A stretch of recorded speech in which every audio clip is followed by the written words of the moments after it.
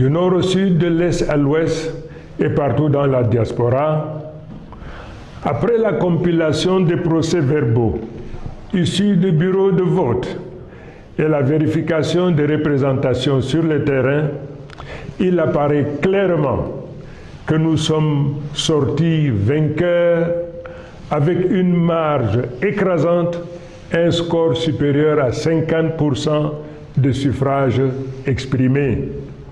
Un tel rejet, un tel désaveu prescrit au président sortant de faire preuve de courage, d'humilité et au nom de la démocratie et des us et coutumes, appeler le vainqueur, le féliciter et lui notifier sa disponibilité à organiser une transition heureuse, mettant notre nation à l'abri de soubresauts et convulsions qui naîtraient d'une transition subie et non préparée.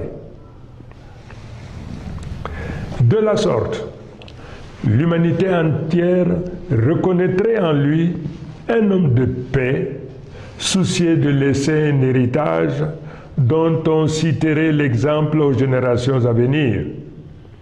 Mais hélas, telle ne semble pas être votre prédisposition.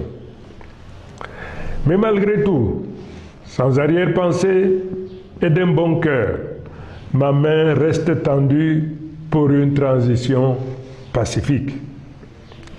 Mesdames et messieurs, il me plaît de rappeler avec force qu'en dépit de tous les obstacles érigés sur notre chemin, aujourd'hui, nous disposons de deux leviers. Celui qui confère l'adhésion populaire massive telle qu'illustrée lors de nos meetings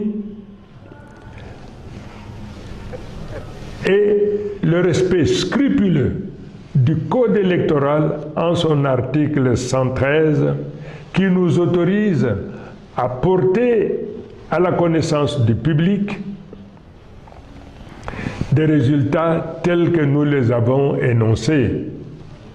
Incontestablement, ces deux leviers font de moi le président de la République légal et légitime.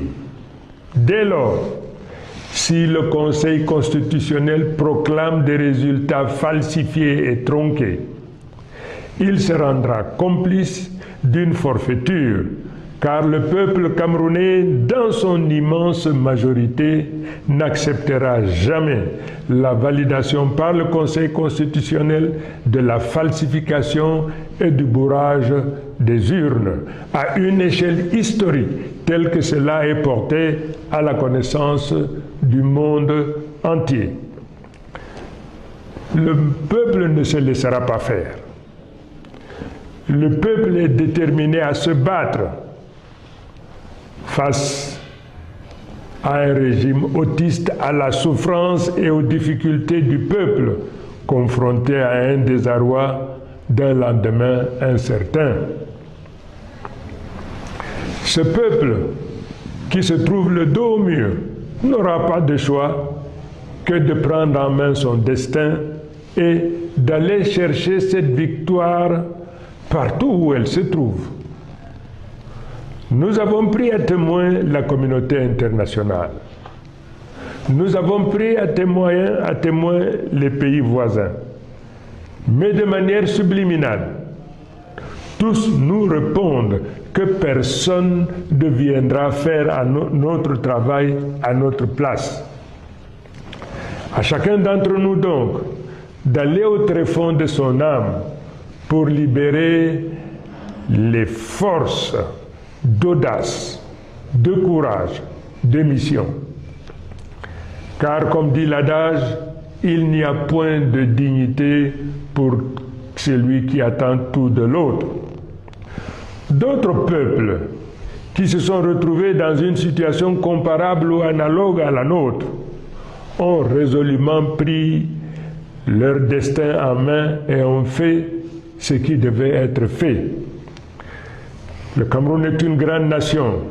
Le peuple camerounais est très grand, un très grand peuple, et de par le monde. Le peuple doit se préparer à montrer au monde que ce qui nous est arrivé ou nous arrive n'est pas une fatalité et qu'ensemble, nous nous préparons à relever ces défis.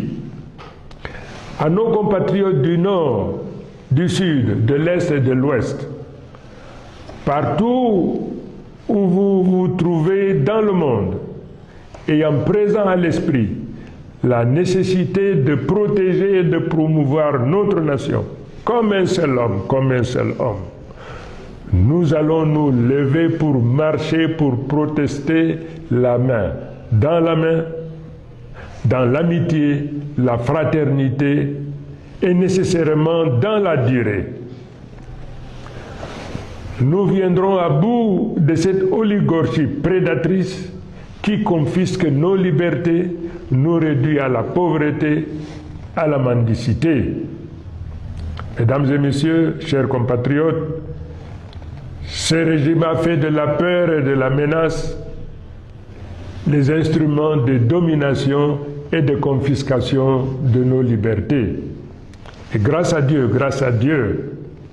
grâce au caractère sacré de notre lutte, nous nous libérerons de ces émotions et débarrasserons notre pays de ce malheur.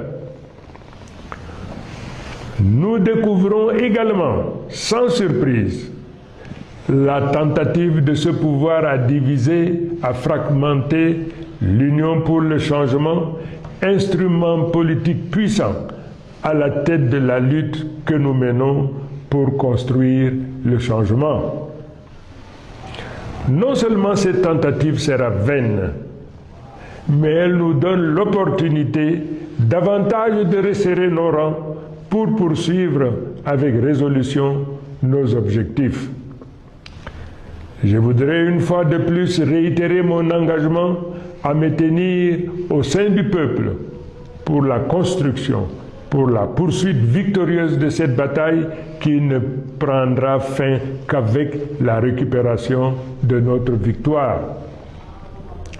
Au moment où je focalise mon attention sur notre problématique, j'apprends avec beaucoup de tristesse l'assassinat commis sur une enseignante, Madame Zouhaïra, qui est tombée sur le champ d'honneur de la lutte pour notre liberté, pour notre dignité, pour qu'un nouveau jour se lève dans notre pays. Cet assassinat sera pour nous une cause supplémentaire pour redoubler nos efforts jusqu'à la réalisation de notre objectif.